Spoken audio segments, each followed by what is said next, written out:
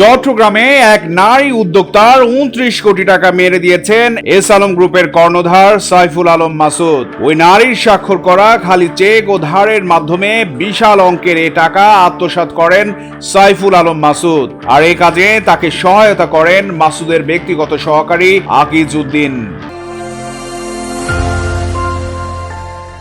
29 কোটি টাকা আত্মসাতের অভিযোগে এস আলম গ্রুপের সাইফুল আলম মাসুদ ও তার ব্যক্তিগত সহকারী আকিজ উদ্দিনের বিরুদ্ধে মামলা করেছেন নাজমে নওরোজ নামের ওই নারী উদ্যোক্তা।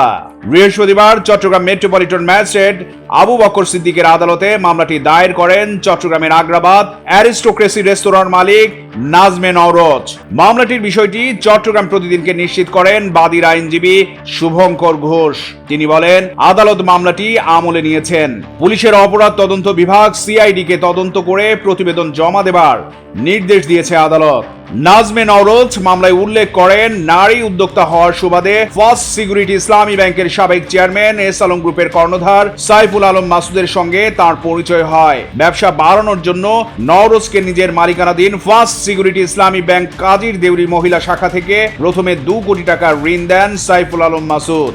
এরপর কয়েক দফায় মোট 30 কোটি টাকা ঋণ দেন। অভিযোগে আরো উল্লেখ করা হয়, 2016 থেকে 2021 সালের মধ্যে এসব ঋণ দেয়া হয়। এর মধ্যেই নওরোজের সঙ্গে নিজের ব্যক্তিগত সহকারী আকিজ উদ্দিনের পরিচয় করিয়ে দেন সাইফুল আলম মাসুদ।